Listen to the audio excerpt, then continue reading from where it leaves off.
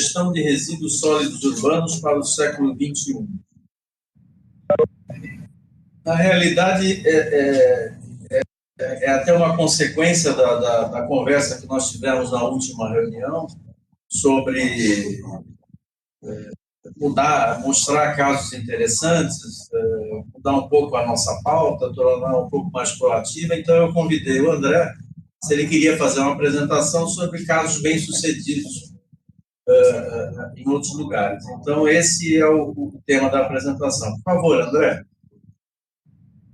Sim, obrigado, Ademar. Em primeiro lugar, né, mais uma vez, bom dia a todas, a todos. Obrigado, presidente, por esse convite, né, para que a gente possa apresentar casos bem-sucedidos, né, na gestão de resíduos sólidos. Na última reunião, a gente teve problemas técnicos, né, eu tentava abordar algumas situações e realmente por problema de conexão não foi possível. Penso que não foi possível ouvir o que eu estava dizendo. Então, vamos lá. Então, sem maiores delongas, compartilhar aqui minha apresentação. Peço desculpa por antecipação se eu tossi aqui em algum momento, estou me recuperando aqui da garganta. Mas, vamos lá. Vocês veem a minha tela? Vem a apresentação? Sim, sim. Legal. Não está indo aqui. Vamos lá. Bom, então, como a Ademar até já disse, né, o objetivo é a gente apresentar aqui alguns modelos para uma gestão eficiente de resíduos sólidos no século XXI, né? Conforme o tempo passa, né, as condições e o conhecimento também se altera, então é fundamental que isso esteja contextualizado, né, já na terceira década do século XXI. A gente precisa adotar modelos mais modernos, né, mais adequados ao atual momento histórico.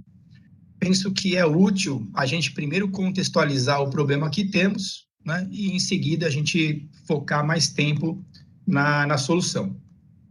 Bom, qual que é o problema?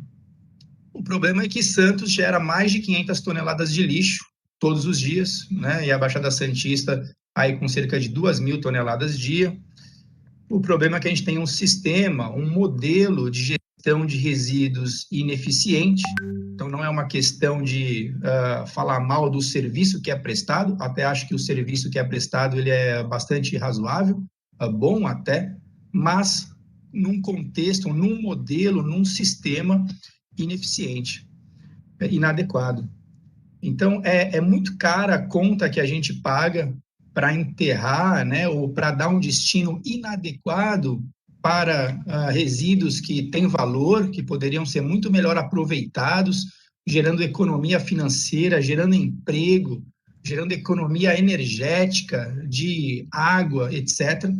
E o que tem sido apresentado como a solução é ainda pior, no sentido de ficar um serviço continuando ineficiente, ainda mais caro, e com efeitos colaterais ainda mais danosos.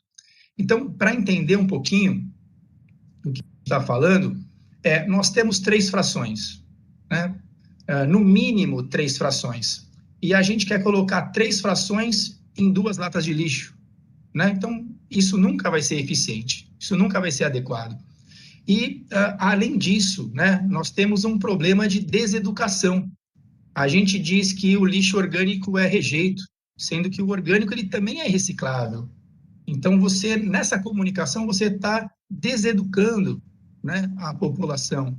Ora, você diz que não, é lixo seco e lixo úmido. Quer dizer que se o reciclável tiver úmido, ele é rejeito? Não, ele continua sendo reciclável. E o resíduo úmido, em sua grande maioria orgânico, ele também é reciclável, né? Então, a gente tem aqui um problema de partida que não está sendo resolvido, né? As soluções que se apresentam, elas continuam sendo inadequadas e não resolvem esse problema de origem. É fundamental valorizar a maior fração, que são os resíduos orgânicos, e dar o tratamento adequado a eles. Então, não seria diferente, não é possível ser diferente esse resultado que nós temos, né? Então, consideramos, né, e respeitamos e reconhecemos um grande esforço que a Secretaria de Meio Ambiente tem feito, né, para aí aumentar as taxas de reciclagem no município, mas com um sistema, um modelo inadequado, o máximo que a gente tem conseguido atingir é esse cerca de 7% de reciclagem, ou seja, a gente tem uma taxa de ineficiência, de insucesso do nosso sistema de 93%, né? E todo esse recurso sendo desperdiçado em aterro sanitário. Então, não há realmente aterro sanitário no mundo que vai dar conta, né, de receber todos aí os resíduos sem um tratamento, sem um destino adequado, sem uma recuperação, sem um aproveitamento desses recursos. E o que está se apresentando, né? Perdão. Ao invés de a gente corrigir esse problema e fazer a separação e a coleta, no mínimo em 3 frações, e aí a gente teria os recicláveis com um potencial de aproveitamento de 35%, a separação do resíduo orgânico com potencial de aproveitamento de 50%, a gente resolveria aí 85% dos nossos resíduos, e apenas ficaria aí os 10%, né, que aí precisaria ir para o aterro, e dessa forma a gente não teria o aterro saturando, né? Não, a gente continua propondo uma mesma lógica de coloca tudo num saco preto, né? Tudo junto e misturado, num saco preto para que ninguém veja o que está lá dentro. A gente continua não querendo ter consciência dos nossos resíduos e querendo dar o mesmo destino para coisas que são diferentes, né? Então, a gente está simplesmente propondo trocar o aterro sanitário por um projeto de incineração que não só segue a mesma lógica, né? Não respeita aí até a Política Nacional de Resíduos Sólidos, não faz uma educação, não traz consciência, não educa para as frações e o encaminhamento adequado de cada uma delas, como gera efeitos ainda piores, tanto financeiros quanto para a saúde ambiental e para a saúde humana. E antes de continuar apresentando mais dados sobre isso, eu trago aqui, e tentava falar sobre isso na reunião passada, sobre o exemplo do Porto, por exemplo, né? Então, nós somos aqui uma cidade portuária, e eu penso que o Porto ele tem um bom exemplo, né, para dividir conosco, que é como é que o Porto consegue índices muito interessantes de eficiência nas suas operações. É dando para cada uma das cargas um destino adequado, uma logística adequada, levando em consideração as suas características, as suas peculiaridades. Então, cada carga, cada operação tem uma logística, tem equipamentos próprios, tem um armazém próprio, todo equipamentos próprios, um navio próprio para cada carga. Então, imagina se o Porto quisesse falar, não, a partir de agora a gente vai ter o mesmo nós vamos ter o mesmo armazém, os mesmos equipamentos, a mesma logística, a operação vai ser igual e o navio vai ser o mesmo para todas as cargas, né? A gente sabe que isso é uma catástrofe, a gente sabe que isso gera uma ineficiência muito grande. Então, é importante que o açúcar tenha a sua logística, o seu armazém, os seus equipamentos e um navio próprio para o açúcar, né? Dessa forma, você consegue uma grande eficiência. Da mesma forma para os containers, para os granéis líquidos, para os granéis sólidos, né? Para os carros. Então, se estamos comprometidos com eficiência, precisamos entender que as frações são diferentes, têm características diferentes, e cada uma tem um destino, um caminho, uma logística adequada para cada uma delas. Então, é bom lembrar, né, que a queima de resíduos ela não acaba com o lixo. 70% do que é incinerado vira emissões atmosféricas poluentes e 30% cinzas tóxicas perigosas. Então, no nosso caso aqui, né, como está sendo previsto, proposto, se a gente queimar as 2.000 toneladas da Baixada Santista, todos os dias a gente vai estar emitindo na atmosfera, no ar que a gente respira, 1.400 toneladas de poluição atmosférica e mais 600 mil quilos de resíduos perigosos que vão ter que ter um tratamento adequado, vão ter um transporte para um aterro sanitário próprio para resíduos perigosos, um grande risco, né, de segurança, de contaminação, e no caso do ar, aí não é risco nenhum, né? É algo certo, é o ar que a gente respira que a gente vai estar contaminando. Bom, o processo de incineração ele é tão ineficiente, tanto economicamente quanto para a saúde do meio e para a saúde humana, que Europa e Estados Unidos eles estão fechando as fábricas de incineração. Então, está aí um dado concreto, né? Os Estados Unidos já fechou cerca de 60% das plantas de incineração. A incineração ela é pelo menos 2 vezes mais cara do que o processo de aterramento sanitário. O custo para a operação e principalmente para a manutenção de uma planta de incineração é altíssimo. É uma operação extremamente ineficiente. Prova disso é que agora, recentemente, há 33 dias atrás, nós tivemos um leilão de energia, onde a energia eólica e a solar, né, que apontam aí como as matrizes energéticas mais promissoras, mais sustentáveis, mais eficientes, elas tiveram um valor aí contratado do megawatt-hora em cerca de 160, 166 reais, e lá a URI de Barueri, como referência para a gente, 3,5 vezes mais cara. Então eu pergunto, alguém está satisfeito com o preço da energia? Alguém está achando que é um bom caminho a gente apostar num processo que não só é caro, poluente, ineficiente, como vai gerar uma energia 3,5 vezes mais cara? E junto a isso, né, queimando 12 mil metros cúbicos hora de gás metano, um combustível fóssil, né, que agrava os efeitos do aquecimento global, das mudanças climáticas. Então, acredito que é um equívoco que nós não temos o direito, né, de repetir. Para além disso, a queima de resíduos, ela já foi comprovada que ela é muito mais poluente que o carvão. Vejam vocês, né, o carvão que é tido como uma das operações mais poluentes que existem, levando em consideração o mercúrio, a incineração é 14 vezes mais poluente. Levando em consideração as dioxinas e os furanos, 28 vezes mais poluente. Estão aí as fontes dos estudos. A cada 24 horas, nós despejamos mais de 150 milhões de toneladas de poluentes na atmosfera, né? E, além disso, um projeto que pretende queimar 30 mil quilos-hora do gás metano, combustível fóssil, por hora. Com isso, ele vai sequestrar 107 mil quilos-hora de oxigênio do nosso ar, vai emitir no ar 90 mil quilos-hora de monóxido de carbono por hora, né? Dados retirados do estudo de impacto ambiental da URI Santos. Então, eu penso que não temos o direito, né, de fazer uma coisa dessa com as presentes e as futuras gerações.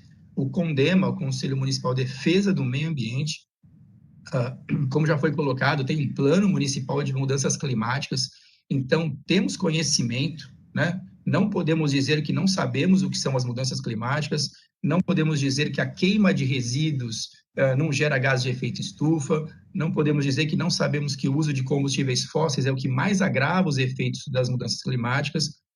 É hora de termos responsabilidade e apontarmos para modelos mais eficientes na gestão de resíduos. E, para além disso, né, há uma variação natural, realmente, da concentração de dióxido de carbono ao longo do tempo. Então, tem aqui um estudo bastante sério, né, que vem da NOAA, que é a National Oceanic Atmospheric Administration americana, onde foram estudados e estão aí as variações ao longo do ano.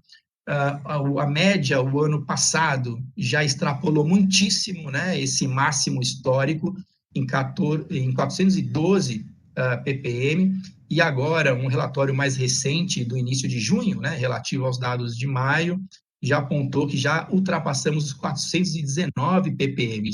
A situação é gravíssima, é urgente corrigir essa situação.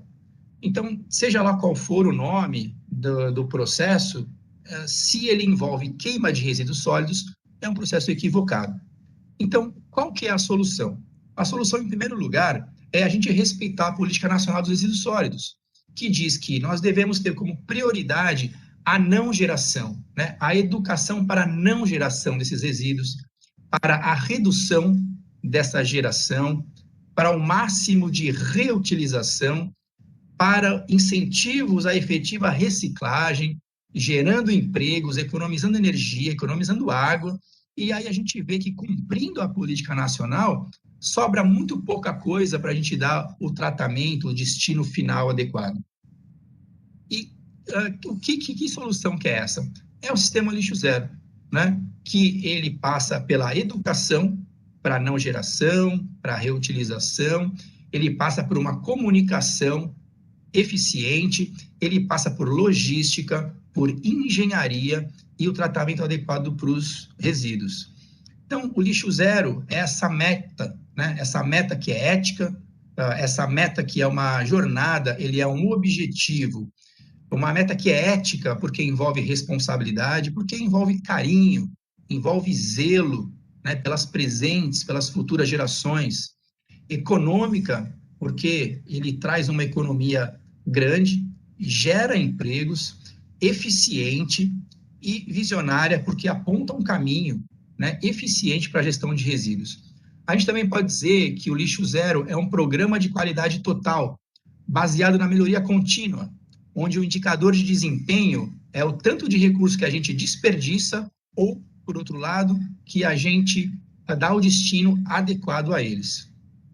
Então, temos aqui o exemplo de São Francisco, na Califórnia, onde eles têm a separação nas 3 frações, né, e sempre acompanhada de exemplos práticos, né? Quais são aqui os produtos que são compostáveis, quais são os recicláveis, quais são encaminhados para o aterro. Então, eles têm aqui a comunicação também dando a orientação de qual que é o destino. Esses aqui vão para a compostagem, esses vão para a reciclagem, esses vão para o aterro sanitário. Então, tem toda uma estratégia, né, também de comunicação, de educação. Cada uma das frações tem uma cor de referência, as lixeiras têm um tamanho adequado, diferenciado. Então, os recicláveis ocupam maior volume, então tem uma lixeira maior. Depois vem os orgânicos, que são maiores em peso, mas em volume vem logo em seguida. E o rejeito é a fração menor, né? Então, já indicando que são poucas as coisas que realmente não são possíveis de serem aproveitadas. Também há uma estratégia de você ter mais de uma língua, né? Então, sempre o inglês acompanhado do espanhol, que tem uma grande comunidade latina em São Francisco, e também, no caso aqui, em chinês, né? E, para além disso, mesmo que a pessoa não fale nenhuma dessas 3 línguas, mesmo que seja analfabeta, estão lá os desenhos, né? Com os exemplos práticos de cada uma das frações. E aí, para além disso, eles trabalham com cartazes, né? Que isso é muito interessante, cartazes onde as pessoas colocam, né? Colam nesses cartazes exemplos práticos dos materiais que existem naquele local.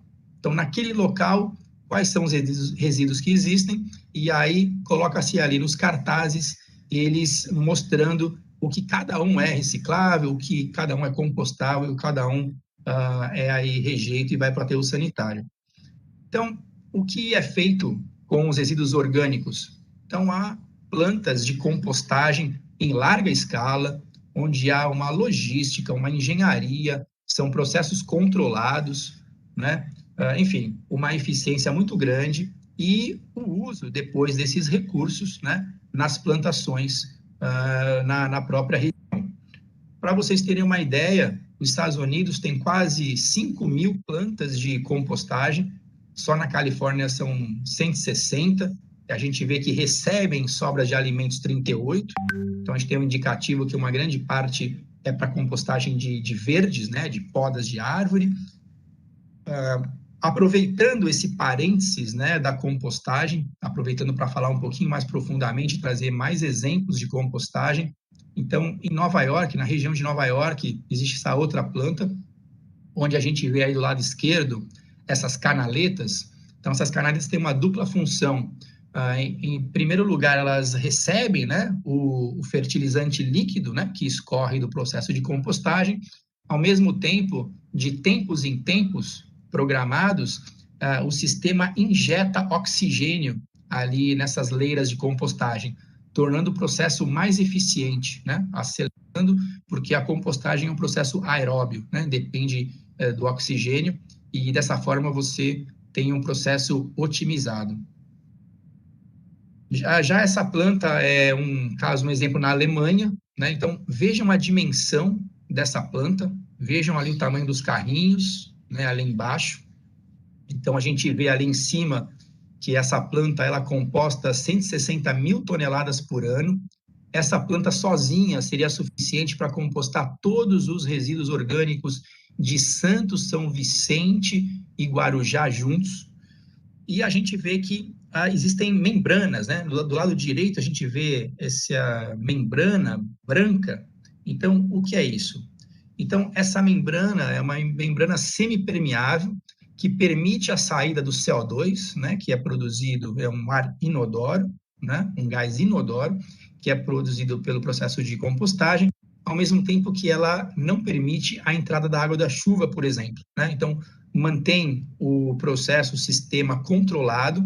Existem sensores fazendo a medição contínua, né, do oxigênio presente no sistema, e tão logo o oxigênio caia do set point previsto para um ótimo processo de compostagem, ele automaticamente sopra oxigênio, mantendo o meio próprio adequado para um processo otimizado e eficiente. Então, vejam que compostagem não é um processo de bicho-grilo, é um processo de engenharia, de logística, muito sério.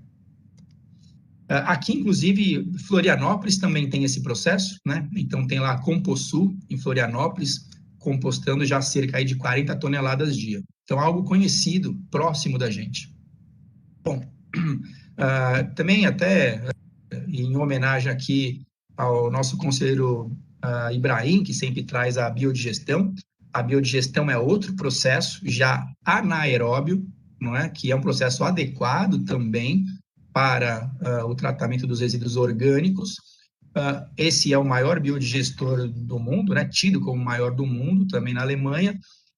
O que acontece com a biodigestão? A biodigestão ela é mais eficiente quando você tem resíduos da agropecuária, né? Então, é muito eficiente você tratar esterco, né, de animais, ou também algumas sobras do agro, né?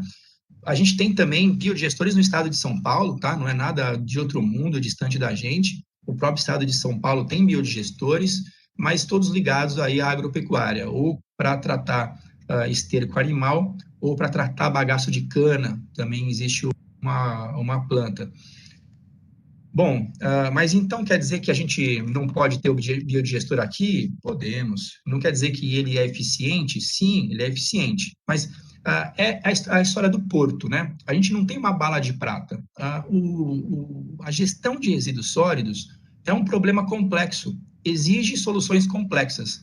Não tem bala de prata aqui. Quem quer uma solução única para coisas diferentes é quem não está comprometido com a eficiência.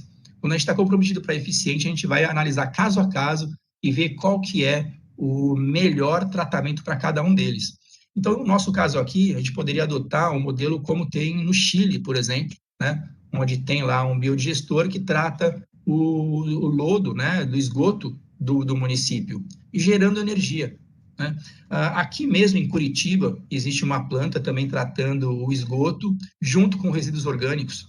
Aqui no nosso caso, a gente poderia ter não só o tratamento dos resíduos do esgoto, né, que a gente não tem até hoje, a gente tem lá o pré-condicionamento, então seria muito eficiente ter a biodigestão ali na estação de tratamento de esgoto, assim como os resíduos do mercado do peixe, por exemplo, né, seria muito adequado, muito próprio, seria muito eficiente, geraria muita energia o tratamento adequado pela biodigestão desses resíduos.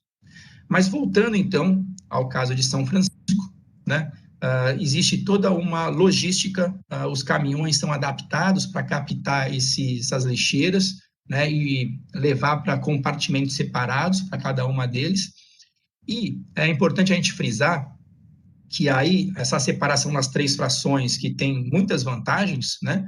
Mas ela pressupõe, ela é dependente de um alto investimento numa planta para separação, para triagem desses materiais, né? Então, existe uma planta gigante lá em São Francisco que separa 700 toneladas dia em 14 tipos diferentes de produtos, mas existe aí um investimento altíssimo, existe muita automação, sensores, né, leitores a laser, sopradores, chutes que fazem essa separação, braços mecânicos, né, robótica para fazer a separação fina desses materiais. Então, é uma solução para um lugar rico, né, porque há um enorme investimento nessa planta.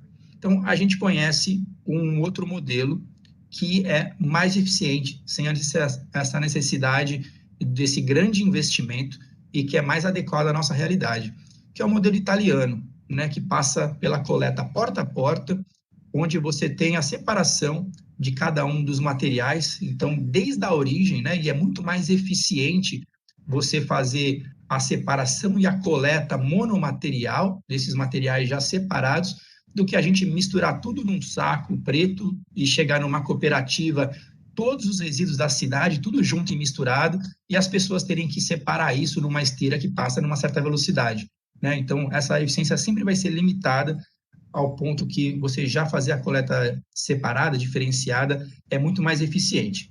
A gente vai ver alguns dados aí mais à frente. Então, como é que está desenhado o modelo italiano? Então, a gente tem aqui à esquerda a separação dos resíduos domiciliares, no centro é na zona rural e do lado direito a zona comercial. Então, segunda, quinta e sexta, você coleta orgânico. Bom, e é bom frisar, né, que você mantém a mesma lógica, você faz a coleta, né? Nós aqui fazemos a coleta de segunda a sábado, manteríamos a mesma coleta, as mesmas rotas, as mesmas equipes, né? Não haveria alteração, não haveria nenhum custo a mais nessa logística. Simplesmente, né, para você conseguir uma eficiência maior, você faria a coleta de orgânicos. É assim que eles fazem lá na Itália. Segunda, quinta e sábado, só coleta orgânico. Na terça, só coleta papel, papelão e vidro. Na quarta, plástico e metal. E na sexta-feira, o rejeito. O que muda para a zona rural? É igualzinho, simplesmente não tem a coleta do orgânico. Por quê? Porque é zona rural, né? Você pode compostar o orgânico próximo de você. E é mais eficiente, né? Quanto mais próximo a gente já dá o destino adequado, menos você ficar gastando em combustível e transportando esse negócio para lá e para cá. Então, no nosso caso aqui, por exemplo, a gente poderia ter em Monte Cabrão, Caruara, por exemplo, né? Unidades de compostagem, a gente daria um treinamento, né, para a população local e o orgânico é compostado ali mesmo, né, virando inclusive adubo para hortas, né, ou para voltar esses nutrientes para a terra. E no caso da zona comercial, o que muda é que o papel e o papelão ele está indo junto com o orgânico, né? Então é uma opção. Esse papelão muitas das vezes ele está já molhado, né? Já teve ali uma contaminação entre aspas com material orgânico. O papel e o papelão é totalmente compostável. Então essa é a opção. Eu particularmente penso que também há espaço para reciclagem do papel e papelão aí, mas essa é a opção lá e que também é super eficiente, né? Repito, o papel e o papelão também são compostáveis.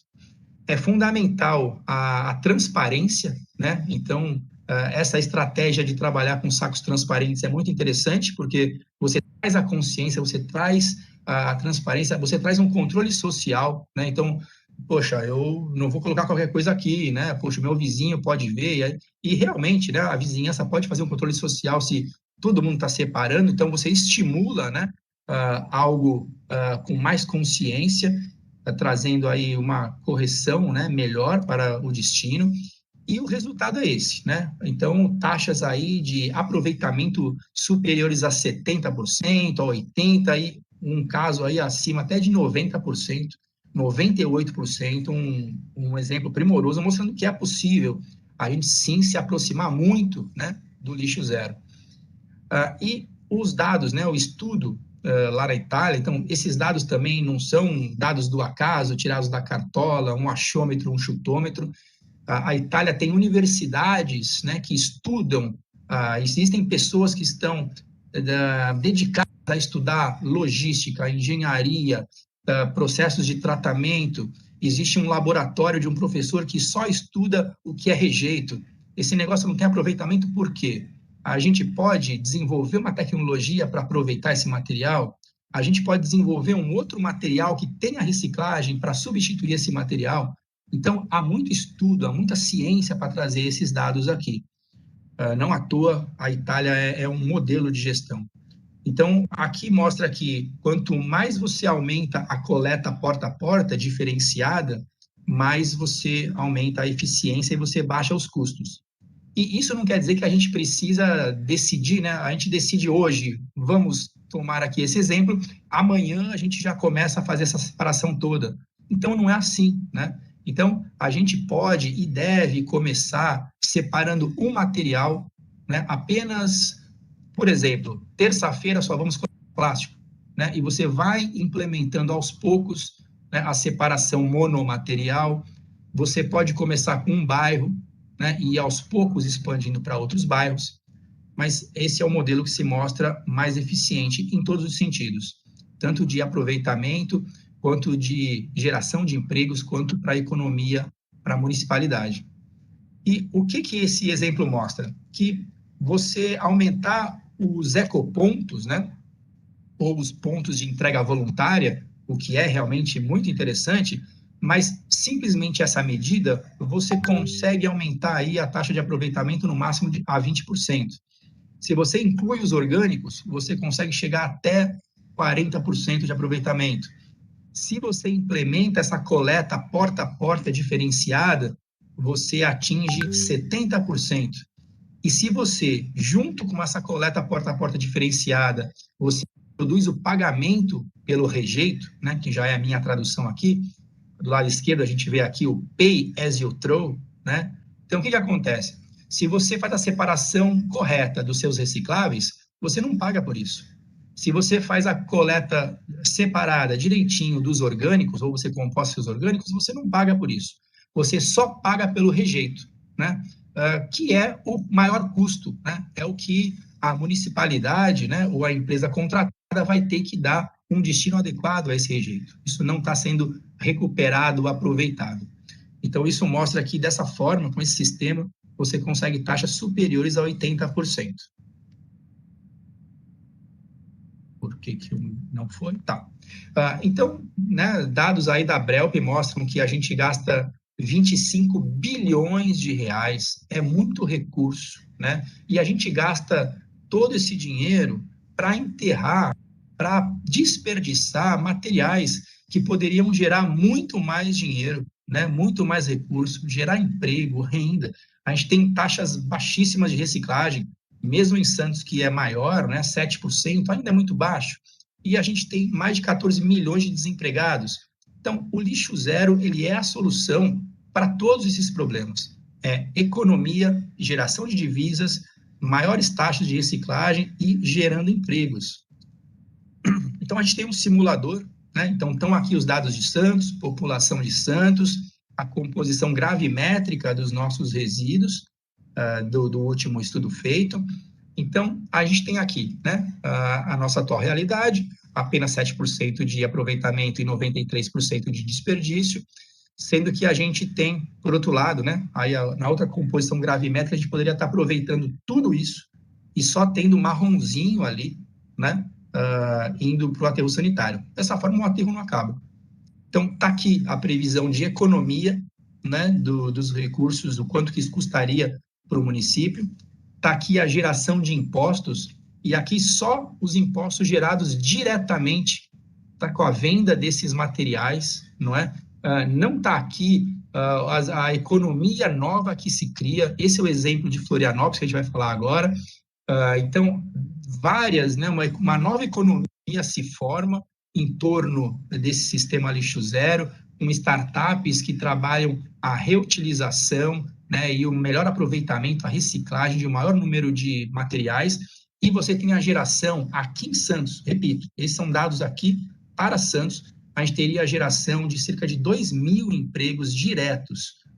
Bom, então o nosso case, né, aqui no Brasil, o Instituto Lixo Zero Brasil, desde 2010, traz essa experiência de fora aqui para o Brasil, né, e fomenta, estimula esse sistema mais eficiente de gestão de resíduos.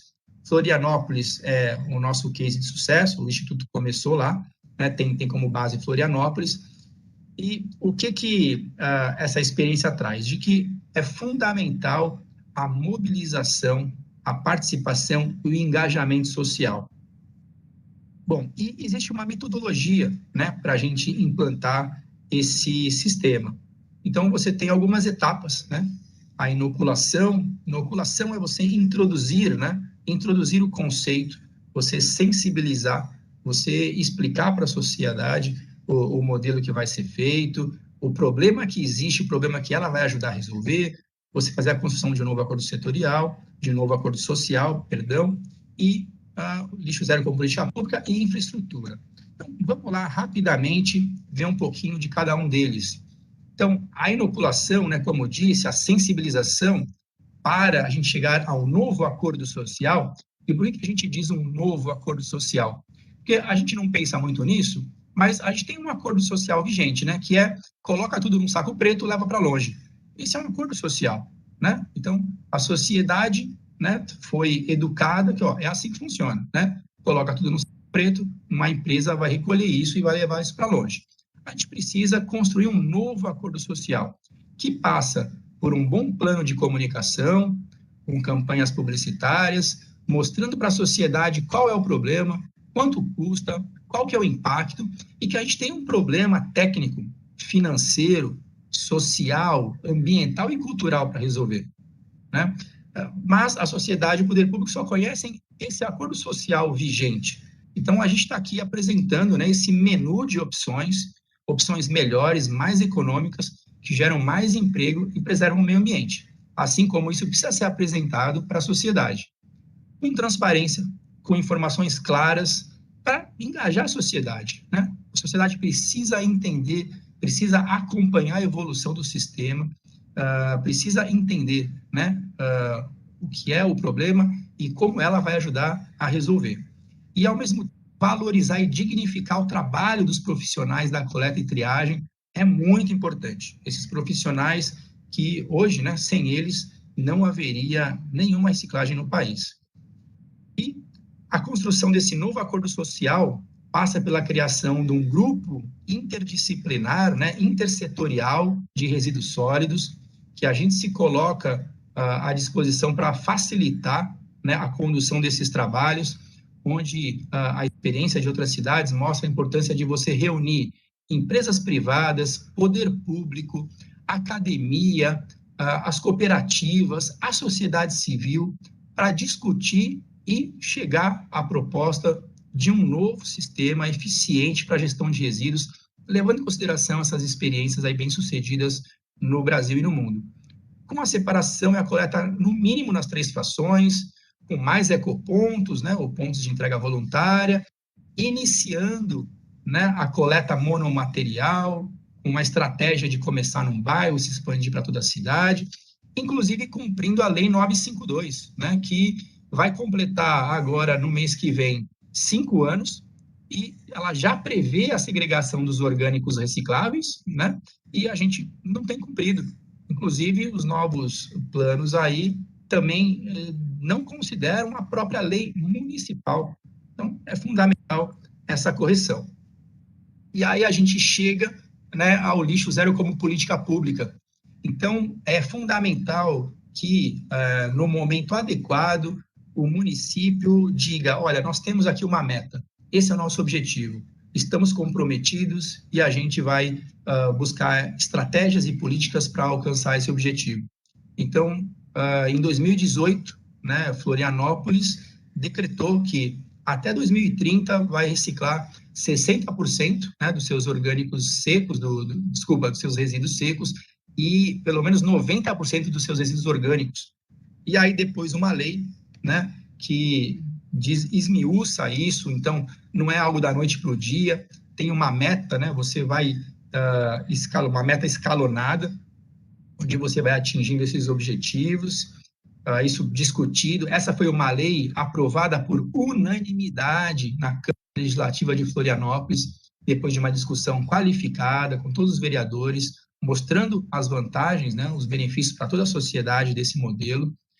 E a gente chega à infraestrutura, né? Então, Florianópolis investiu em caminhões próprios para a coleta de orgânicos, para trituradores aí dos verdes, e eles viram que o investimento feito foi pago em apenas 10 meses. Isso é incrível, né? Então, o tanto que você desperdiça de recurso, tendo que levar para longe e colocar lá num aterro sanitário, você investindo, né, num tratamento adequado, onde você fecha o ciclo muito mais próximo, de forma muito mais eficiente, em 10 meses, repito, o investimento estava pago. E, em termos de transparência, eu penso que é incrível o que Florianópolis tem ensinado para a gente hoje. Então, está aqui, né? Eu vou também compartilhar depois com vocês essa apresentação. Então, aqui embaixo está o caminho, né, do site, você consegue verificar em tempo real a situação dos resíduos do município. Então, aqui em cima do lado direito, a gente vê que eu fiz essa consulta ontem. Então, no máximo, em uma semana, eu tinha feito essa consulta um tempo atrás, tinham lá 5 dias apenas de delay. Então, no máximo, em uma semana, o que é coletado, o que é tratado, já é lançado no sistema e já está disponível para a sociedade. Você pode fazer uma triagem, um filtro, para pegar desde 2017, para pegar o ano, para pegar um trimestre. Você pode fazer um filtro aqui para pegar por bairro. Por cada um dos bairros você vê a condição, né, do quê? Do total coletado, do total de rejeitos, dos recicláveis, dos orgânicos, o tanto que isso economizou de CO2. Então, dessa forma, a sociedade pode acompanhar em tempo quase que real mesmo, né, um minúsculo, de no máximo uma semana, e dessa forma a sociedade sente firmeza, sente confiança, né, e vê os resultados do seu esforço, né, para você fazer a separação correta, o encaminhamento correto. E aqui uma outra tela, uma outra tela específica para a compostagem, né, dos orgânicos. Então, uma grande fração das podas de árvores e uma fração crescente também dos orgânicos da cidade. Enfim, um exemplo de modelo de transparência, de clareza e de vontade política. Também é importante a gente frisar o caso de Lages, né, que não só desenvolveu um método que você atrela a compostagem com já o plantio, né, de hortas urbanas, como uma estratégia de disseminação pelas escolas. Todas as escolas de Lages hoje compostam seus orgânicos, e isso chegou também a entidades de classe. O próprio presídio municipal composta 100% dos seus orgânicos. Lages é hoje a cidade que mais composta, né, do país. Também é importante a gente frisar a importância de ecopontos como esse, né, para volumosos, para resíduos da construção civil.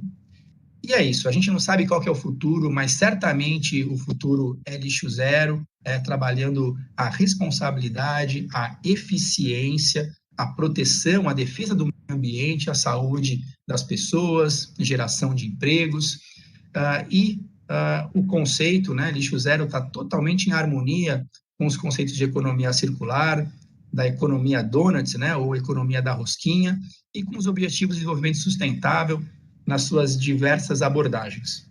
Então, é isso, né, com muito carinho pela cidade que a gente faz essa apresentação, que a gente se coloca, né, o Instituto Lixo Zero se apresenta como parceiro, né, para contribuir com a Secretaria do Meio Ambiente para a implementação do modelo mais sustentável, mais eficiente para a gestão de resíduos sólidos no município.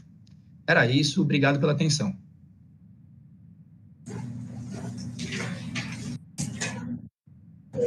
Obrigado, André, pela apresentação.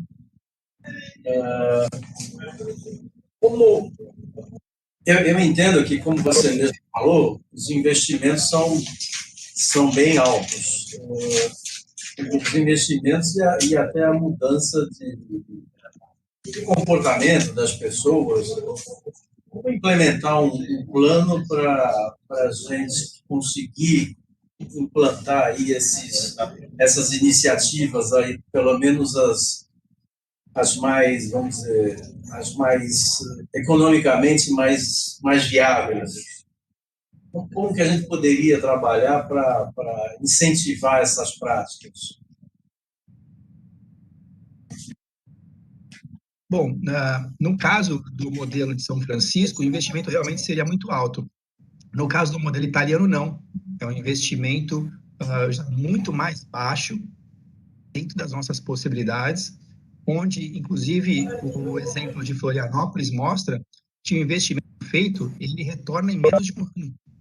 Então, é essa a nossa aposta, né, nesse modelo que é mais a nossa cara, mais adequado à nossa realidade, ao que a gente está acostumado, a coleta porta a porta e campanhas de educação para, paulatinamente, né, por etapas, a gente ir implantando a coleta monomaterial e o destino adequado de cada uma das frações. Então, o investimento ele passa a ser pequeno, né? Ou ele retorna muito rapidamente ao município. Eu vejo que, por exemplo, essa questão dos sacos transparentes é um negócio muito interessante, né? Agora, o saco transparente deve custar algumas vezes mais do que o saco preto, é isso que eu estou dizendo. Você tem que visualizar esse retorno do investimento, entre aspas, né, presidente? Tem que demonstrar que o investimento efetivamente vale a pena, né? O que eu queria te pedir, como nós estamos aqui no projetor, aqui no telão, muita coisa não deu para a resolução aqui é muito ruim. Você depois você pode encaminhar a apresentação para a gente distribuir aos conselheiros? Claro, claro, perfeitamente. Bom, vamos abrir aí para comentários. Eu sei que muita gente está fazendo comentários ali por escrito, mas não dá para ler. Então vamos abrir quem quiser comentar, perguntar.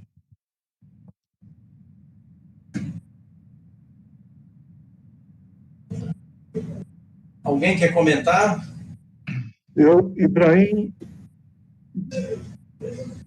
mas parece que tem outro que chegou antes de mim. Sou eu, Adilson. Meu nome é Gustavo, eu também gostaria, mas eu não sou conselheiro. O Gustavo também está querendo se manifestar, presidente. Ele não é conselheiro, quer saber se...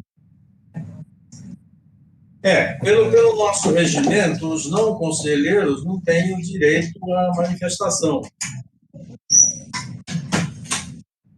Posso perguntar?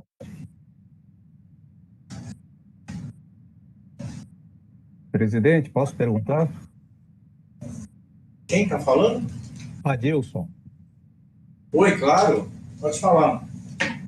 Nos comentários que foram feitos no chat, eu cheguei a lembrar que teve um tempo atrás, há cerca de uns 5 a 8 anos atrás, essa informação, inclusive, eu gostaria que o pessoal da SEMAN ou da Prodesan se manifestasse, já que eles lidam especificamente com essa questão ambiental e de coleta de resíduos. Existia, ao lado do Shopping Praia Mar, um centro de coleta de resíduos recicláveis e você depositava, por exemplo, uma garrafa PET ou coisa parecida e recebia de volta um crédito que você poderia usar no comércio. Isso ainda existe ou foi desativado? Está mais ou menos na linha daquilo que foi proposto pelo André, de você ter um retorno para quem faça, um estímulo para quem faça essa reciclagem de materiais. Eu confesso que eu não tenho a resposta, mas não sei se alguém da SEMAN pode se manifestar.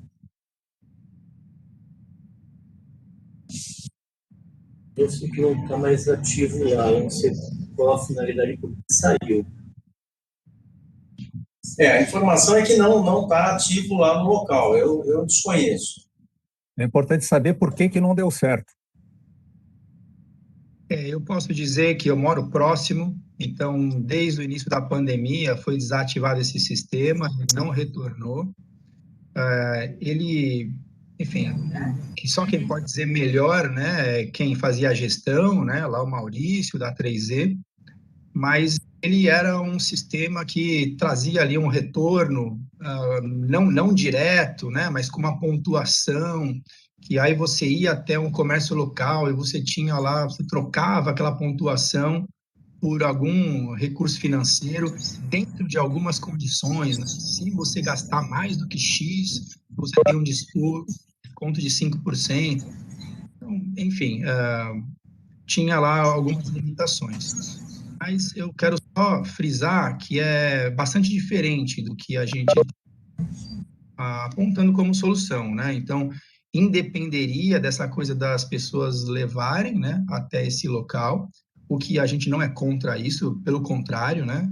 A implantação de ecopontos ou de PEVs é muito interessante, mas isso a gente poderia ter implantado isso na década de 90, né? Esse é o modelo português, esse é o modelo espanhol por exemplo, eu morei em Lisboa, então em Lisboa a cada raio de 150 metros, você tem um ecoponto. Essa é a distância máxima onde cada cidadão está de um ecoponto, 150 metros. Então, não há porquê, né, a população, a sociedade, se mobilizar e fazer esse mínimo, que é encaminhar corretamente seus resíduos. Mas isso depende de educação, isso toma algum tempo, né, para a sociedade se habituar a esse sistema. Então, entendemos que a gente perdeu o bonde da história. Isso deveria ter sido implantado na década de 90. O momento agora é mais urgente. Então, entendemos como mais eficiente a gente manter a coleta porta a porta, que a gente está acostumado, não é? Aprimorando, implementando a coleta monomaterial. Enfim, seguir o modelo italiano é o que traria resultados mais efetivos num curto período de tempo, ou num período mais reduzido de tempo. Só para mim entender, nesse modelo italiano do porta a porta, tem diversas opções ali. A primeira, que é a mais eficiente, é o porta a porta, e eu não me lembro como é que é, mas é o pagando pelo que você descarta, alguma coisa assim. Como é que é isso? Vai alguém coletar e pesa? Eu não entrei nesse detalhe, né? Então, tem realmente alguns detalhes, mas tem toda uma questão de código de barras, né? Cada morador tem ali um código, né? Então, consegue se identificar, tem um sistema de leitura de código de barras que identifica o tanto de rejeito de cada família, né? De cada casa, e assim é feito esse pagamento pelo rejeito, né? Pelo rejeito que não tem reciclagem ou por aquilo que não foi corretamente separado. Tá. Agora, uma pergunta, André, com uma urgência que a gente tem de resolver esse problema de disposição de resíduos por conta do fim da vida útil aí que está próxima do nosso aterro sanitário, como é que você vê essa conciliação de introduzir aí novas práticas versus aí a urgência que se tem? Porque eu vejo que são viáveis, claro, mas é uma questão de conscientização que leva tempo, né? Como é que você vê isso, a situação específica que nós estamos, com a urgência de resolver o problema de disposição de resíduos?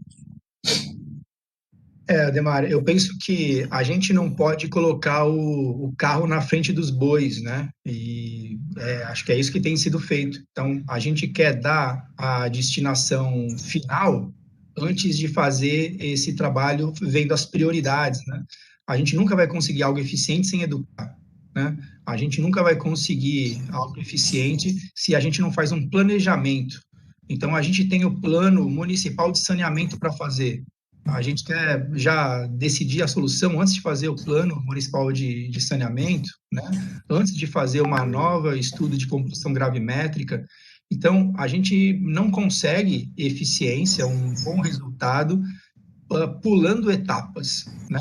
Então, o que está sendo feito é isso, né? Então, a gente deixou de fazer a compostagem dos sobras de feira, das podas de árvore, não tem nenhuma razão, explicação técnica, né, para isso, e a gente não vai conseguir, né, ter algo eficiente sem trabalhar a educação, sem fazer um planejamento, sem incluir logística e as melhores técnicas disponíveis. Então, a gente pular etapas e, pelo contrário, né, a gente está falando numa solução que vai ser pelos próximos 30 anos. Então, como é que a gente quer decidir algo para os próximos 30 anos sem o devido planejamento? Né? Então, isso é muito importante a gente frisar. Por outro lado, a gente consegue sim, né, com esse modelo, com essa experiência, Florianópolis está aqui, pertinho da gente, mostrando que é possível, o investimento que é feito, ele retorna muito rapidamente e você resolve, você educa, né, você gera um círculo virtuoso, porque o que está sendo proposto é continuar com um círculo vicioso. Então, não só a gente não resolve agora, como a gente não resolve pelos próximos 30 anos. Né? Então, a gente precisa resolver agora, mas a gente precisa olhar para frente, né? Qual que é o caminho mais adequado? Então, aí, experiências ao redor do mundo mostrando que a gente precisa pensar em eficiência e no maior aproveitamento possível desses recursos. Continuar com um sistema caro, ineficiente e desperdiça recurso, que gera mais extração, não leva em consideração empregos, é o planejamento para um resultado ruim, muito ruim, né? Então, estão aí as experiências ao redor do mundo e também já no Brasil, que apontam os caminhos mais eficientes para a gestão de resíduos sólidos urbanos. Então, você mostrou uma série de iniciativas aí nacionais e principalmente internacionais bem interessantes. Presidente. Que cada caso, né, vamos dizer, caso Santos, deveria ser estudado e priorizado as ações aí de curto, médio, longo prazo, que seria execuível, quer dizer, como desenvolver um plano desse? Bom, tá aí a metodologia, né? Foi apresentada. Então, Florianópolis já está compostando 80 toneladas dia. Imagina todo dia a gente deixar de mandar 80 toneladas para o aterro sanitário, né? E isso é um crescente, né? Isso, repito, você gera um círculo virtuoso. Então, daqui para frente, a gente vai ver essas taxas crescendo de forma exponencial. Então, tá aí a metodologia, né? E o Instituto Lixo Zero, ele tem justamente esse objetivo de se apresentar, né, para contribuir com o poder público local para resolver o problema, né, com a experiência que existe. Isso foi feito em Chapecó, por exemplo, né?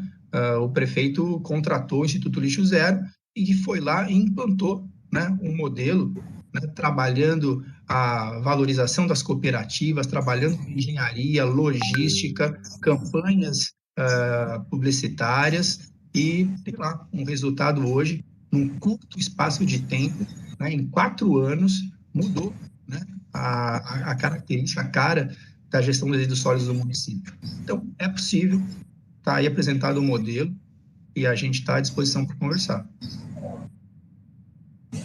Eu ia comentar em assuntos gerais, mas eu acho que a maioria sabe que tem uma consulta pública aberta pela Prefeitura. Eu pedi para a Glaucia mandar o link para todos, que é uma consulta pública sobre limpeza urbana e manejo de resíduos sólidos, que vai estar aberta até o dia 14 de novembro.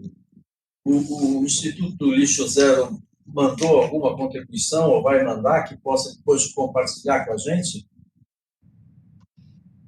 Vamos mandar, com certeza, né? Já tivemos uma conversa, até em parceria com a Concidadania, mas vamos mandar alguma coisa própria também, porque é isso, né? Então, existem alguns pontos positivos nessa nova proposta, mas ela continua com aquele problema de raiz, né? Que é gravíssimo, que é não enxergar os resíduos orgânicos, não valorizar esses resíduos e não dar o tratamento adequado para a maior fração.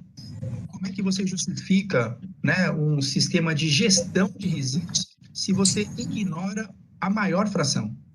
Então, esse problema de origem, né, grave, precisa ser resolvido. Eu acho que a questão do lixo orgânico é uma, né? Eu acho que nós temos várias aí. Melhorar o resultado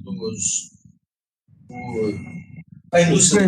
Vai abrir a palavra, presidente? Posso terminar? Já abro o espaço. Mas como eu estava falando, André, eu acho que são várias vertentes, por isso que eu falei como priorizar, como atacar. A própria indústria aí da reciclagem, na nossa região, eu acho que ela não é muito atrativa. A gente precisaria, talvez, torná-la mais atrativa para as pessoas se motivarem mais a fazer uma segregação mais limpa, né, como você mostrou, até em sacos transparentes, que é para a gente ver. Então, quer dizer, as ações são várias, mas eu acho que a contribuição de vocês é muito boa. Eu acho que vale a pena a gente estar sempre discutindo a respeito. Por sugestão do Ibrahim, eu vou abrir a palavra para não achar que sou eu que estou falando. Pois não, quem quer falar? Ibrahim quer falar? Ibrahim, por favor, presidente. Muito obrigado. Gostaria de parabenizar o André, já o fiz aqui pelo chat, pela exposição, e fazer uma pergunta do nosso Gustavo Querubina, que não é de Santos, mas estará em Santos e certamente estará participando deste conselho. Ele faz a seguinte questão: existem estudos gravimétricos dos resíduos sólidos urbanos de Santos, e qual é a regularidade? Essa é a questão feita pelo Querubina. E outra sugestão, presidente, é que as observações feitas através do chat sejam salvas e que constem em ata e sejam consideradas para encaminhamento. Um deles eu fiz para um encaminhamento à Câmara Legislativa de Santos, sugerido um projeto de lei obrigando a coleta seletiva e a compostagem aeróbia e anaeróbia dos resíduos orgânicos no município de Santos. Nós podemos encaminhar um requerimento, uma indicação, né, por parte do CONDEMA. Essa é uma questão, né? E a outra, que eu também fiz aqui, através do chat, e por isso estou pedindo que sejam salvas todas essas observações e constantes de ata, é que seja convidado aqui um especialista em biodigestores anaeróbios urbanos, né? Enviei, inclusive, um link que consegui aqui na internet. Em suma, é isso. Tenho outras observações a fazer, inclusive sobre a audiência pública, sobre a PPP dos resíduos, mas acho que devemos fazê-la nos assuntos gerais. É isso, presidente? Sim, eu acho melhor. Com relação ao chat, consultando aqui as nossas especialistas, então a gente consegue extrair todas as colocações que foram feitas. André, quando você mandar a apresentação, a gente distribui para todos os conselheiros, anexando também os comentários feitos no chat, ok? Então a gente transcreve todos os comentários e manda junto com a sua apresentação, tá? Ok, abrindo, alguém quer comentar mais? Eu gostaria de fazer uma observação, presidente. Cleide. Pois não, Cleide. Então, primeiramente, parabenizar a apresentação do nosso colega. Parabéns pelos modelos que você trouxe, tá? Na verdade, tudo começa justamente com planejamento, né? E o que você está fazendo hoje é muito importante, né? Agradeço também todas as participações do Ibrahim, né? Sugerindo essa tecnologia, né? Assim, pelos estudos que a gente vê, é muito importante, né? E principalmente para nós aqui, estamos aí à beira de uma catástrofe aí do nosso reservatório aí que está sendo totalmente consumido aí, né, para o destino final dos nossos resíduos aqui da Baixada, né? Então, seria só mesmo uma observação. Com relação à tecnologia da biodigestão anaeróbia, né, a anaeróbia, ainda a gente tem o benefício ainda de geração de energia. Nós temos aí, pode ser gerada energia calorífica, podemos gerar aí energia elétrica, né? Então, eu acho, sim, muito positivo essa ideia, viu? Parabéns.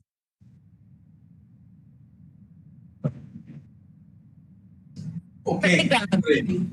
Obrigado pelos comentários. Quer falar alguma coisa, André? Você ia falar? Eu penso que não teve nenhuma pergunta, né, direta a mim.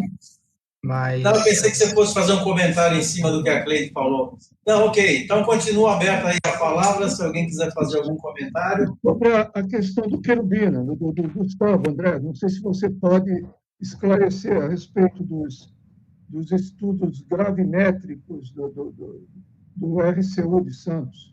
Se existe regularidade, se existem esses estudos, e qual é a regularidade? Bom, eu penso que não deveria ser eu a fazer essa resposta, né? Mas acho que todos aqui sabem que foi feito um estudo em 2012, feito outro até o ano que vem. São estudos que devem ser feitos no máximo a cada 10 anos. E existe um outro que foi feito de toda a Baixada Santista em 2016. Penso que isso é de conhecimento público. Não,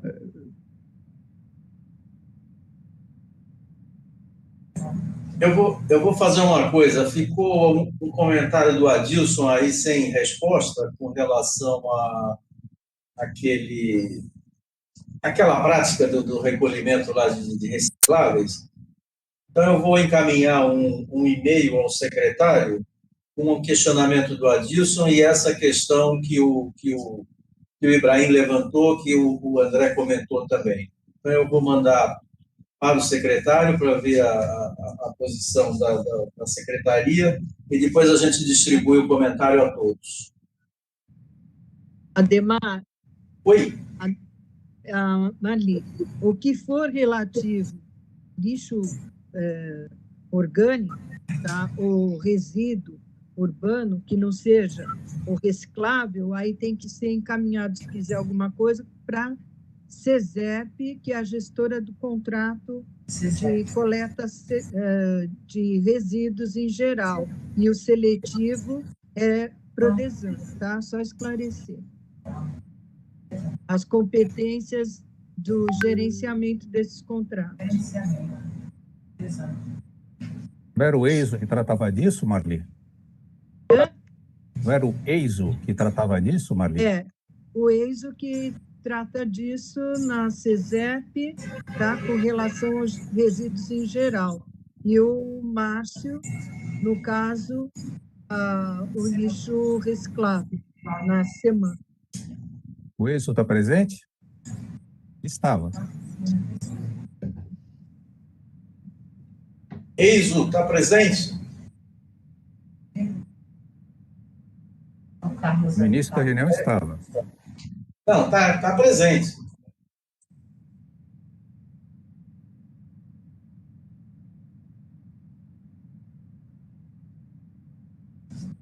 Bom, O EISO está pela CESEP, não?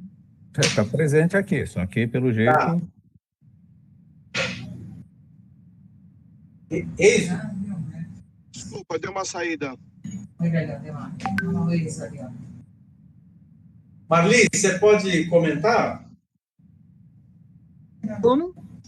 Não, só para repetir o comentário que você fez.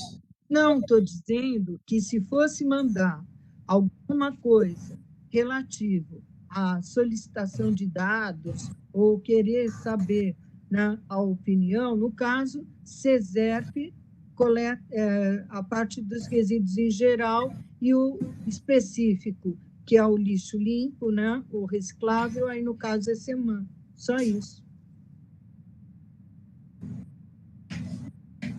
Então, o comentário que eu entendi é sobre o levantamento gravimétrico, é isso? É, porque você falou que ia encaminhar para o Márcio.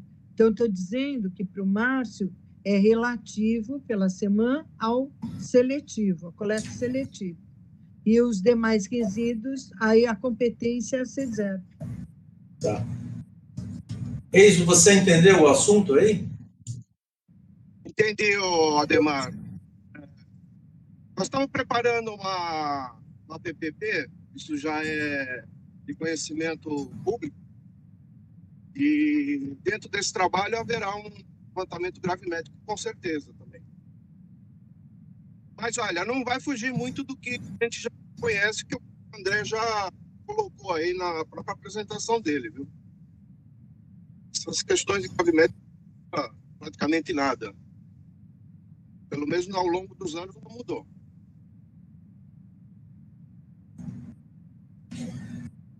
Ok. Nós estamos meio adiantados no horário aqui. Alguém tem mais algum comentário? André, a gente aguarda, então, você mandar o material para a gente distribuir para todos, tá? Que eu acho que esse é um assunto que deveria fazer parte da nossa pauta permanente. Obrigado, Ademar, pelo convite, né, pela oportunidade. E, bom, e dentro dessa ideia, né, de uma discussão, uma conversa permanente sobre resíduos sólidos, esse é o objetivo do GIRS, né, aquele grupo, né, que eu comentei, que deve sim ser formado, é importante que tenha representantes das empresas, do poder público, da academia, das cooperativas, da sociedade civil, e que discutam constantemente aí os resíduos sólidos e apontem os melhores modelos, né? Quais são aí os melhores encaminhamentos que a sociedade como um todo entende para os seus resíduos, e daí sai esse acordo social, né? Daí sai o melhor modelo de gestão, levando em consideração essas experiências bem-sucedidas, né, no Brasil e no mundo. Então, é importante, sim, a gente pensar em pôr em prática isso, sim. Obrigado. Ok, exemplo... Senhor presidente, eu me coloco à disposição para participar desse grupo que o Tomé falou, ok? Muito obrigada.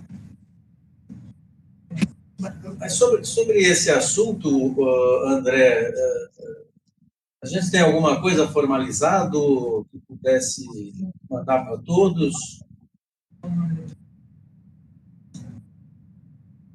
Olha, inclusive, o próprio Paulo Marco, né, que pertence à Secretaria do Meio Ambiente, ele também conversou comigo sobre isso há um tempo atrás, né, da importância de a gente criar esse grupo. Então, enfim, se acharem que é possível até submeter isso, talvez dentro de um projeto, né, para captar o Fundo Municipal do Meio Ambiente, para a gente viabilizar isso, nós temos, sim, algo que está bastante adiantado, que a gente conseguiria finalizar e apresentar aí num prazo bastante razoável, para que a gente formalizasse isso. Se acharem adequado, a gente pode fazer isso, sim. Então, se você tiver algum material, puder formatar alguma coisa aí com relação a essa sugestão, manda que a gente distribui a todos os conselheiros para a gente ter adesões aí, como a da colega agora há pouco. Se você mandando, se tiver algum material, a gente distribui para todos os conselheiros, para tentar levar o assunto à frente. Presidente, Pois não. Rapidamente, Ibrahim, a ideia de um encaminhamento, de uma indicação de um projeto de lei para a coleta seletiva dos resíduos orgânicos é para valorizar esses resíduos, até de encontro que a Marli colocou, né? São resíduos coletados pela Secretaria de Serviço Público e que são recicláveis, que poderiam estar sendo administrados pela Secretaria do Meio Ambiente. Então, o projeto de lei viria a este encontro, dar valor a esses resíduos que hoje são um problema, mas pode ser a solução. Certo? Através do que colocou o André, da compostagem aeróbia, anaeróbia, tudo isso que estamos aqui discutindo, tá bom? Aliás, esse assunto foi amplamente discutido na audiência pública da PPP dos resíduos, na Associação dos Engenheiros, recentemente. Obrigado. Ok, está registrado.